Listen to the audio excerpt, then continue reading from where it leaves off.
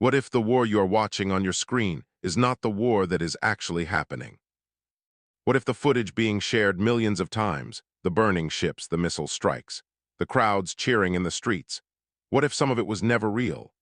What if a significant portion of what the world believes about this conflict was generated not by cameras, not by journalists, not by soldiers, but by artificial intelligence running on servers, producing images and videos designed to manipulate your emotions, your opinions, and ultimately your government's decisions?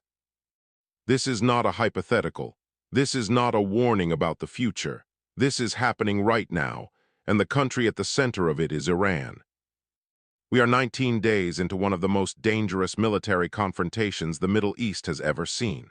United States and Israeli forces are engaged in direct strikes against Iranian territory. Iranian ballistic missiles are being fired at targets across the region. The Strait of Hormuz, the narrow choke point through which 20% of the world's oil passes every single day, has been disrupted. The world is watching this conflict unfold in real time. But here is the question that intelligence agencies, military analysts, and digital forensics teams are now urgently asking behind closed doors. How much of what the world is seeing is real? Because Iran has a weapon in this war that no missile can destroy, no air defense system can intercept it, no aircraft carrier can outrun it. That weapon is artificial intelligence, and Tehran has been preparing to deploy it for years. Here is what we know. In the first 72 hours of this conflict, a wave of videos flooded social media platforms simultaneously. The videos showed, or appeared to show, American naval vessels on fire in the Persian Gulf. They showed crowds of thousands in Tehran celebrating what was described as a devastating Iranian counterstrike. They showed, in startlingly clear footage, what appeared to be an American aircraft being shot down over Iranian airspace, the wreckage still smoking on a desert hillside. These videos spread at a velocity that defied organic sharing patterns.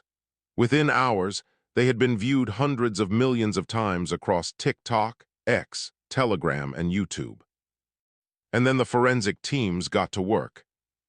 Digital analysts at multiple independent verification organizations, including groups that have spent years studying AI-generated media, began flagging the videos within hours. The tells were there for those who knew what to look for. Unnatural light sources that shifted slightly between frames. Water surfaces that moved in patterns inconsistent with physics. The edges of objects, ships, aircraft, buildings that blurred and reconstructed themselves in the subtle, telltale way that AI video generation still struggles to avoid. And in several videos, in the background, in the crowds, in the reflections, fingers. The wrong number of fingers, 6 where there should be 5. The ancient enemy of every AI image model, still haunting the most sophisticated disinformation operation in the history of modern warfare. But here is the part that should genuinely alarm you. Not all of the videos were caught immediately. Some of them circulated for 18, 24, 36 hours before being flagged. In that window, in those hours before verification caught up with viral spread, those videos shaped the understanding of millions of people. They influenced what investors did with their money. They influenced what journalists wrote in their first reports. They influenced what ordinary citizens believed about who was winning, who was suffering, and who deserved sympathy. That window is the target. Iran does not need the deepfakes to be believed forever. Iran needs them to be believed for long enough. This is the doctrine, and it did not emerge overnight. Iranian state media and affiliated information operations units have been systematically studying AI-generated content since at least 2020.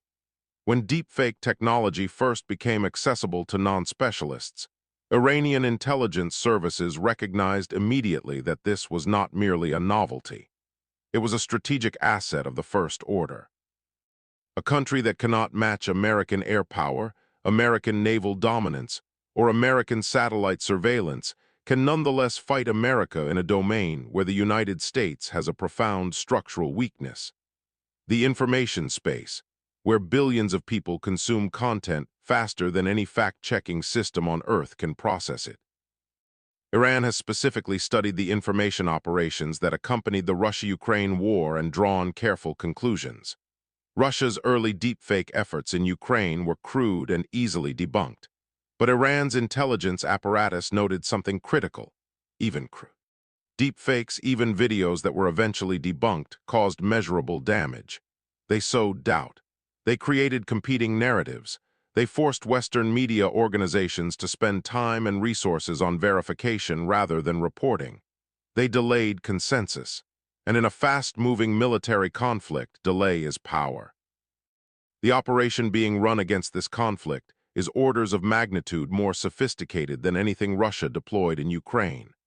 Western intelligence officials speaking on background to defense journalists have described the Iranian AI disinformation campaign in this war as the most technically advanced information operation ever conducted against American military interests.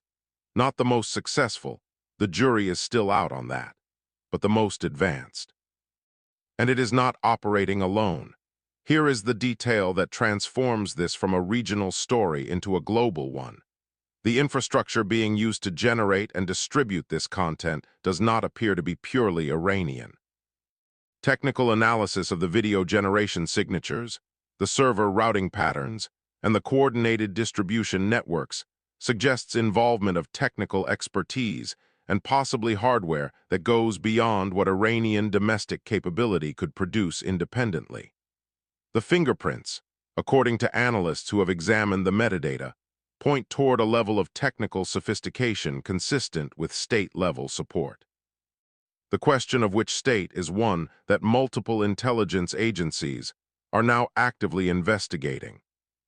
Think about what this means for every conflict that comes after this one. We are watching in real time the first major test of AI as a weapon of war. Not AI in autonomous drones, not AI in targeting systems. AI as a generator of false reality deployed at scale at speed against the global information ecosystem. And the results, even in this early stage, are demonstrating that the weapon works. Not perfectly, not without detection, but well enough. Well enough to create doubt where there should be clarity, well enough to slow response, well enough to shift the emotional temperature of global public opinion at critical moments. The world's major technology platforms, YouTube, X, TikTok, Meta, have all issued statements about their efforts to detect and remove AI-generated disinformation related to this conflict. Every single one of those statements contains the same honest and terrifying admission embedded within the reassuring language. The platforms acknowledge that detection is imperfect, that the technology evolves faster than the countermeasures, and that some content will inevitably slip through. In the language of Silicon Valley crisis communications, some content will slip through means millions of people will see things that are not real and believe them before anyone can stop it. The geopolitical consequences of this weapon extend far beyond the current conflict.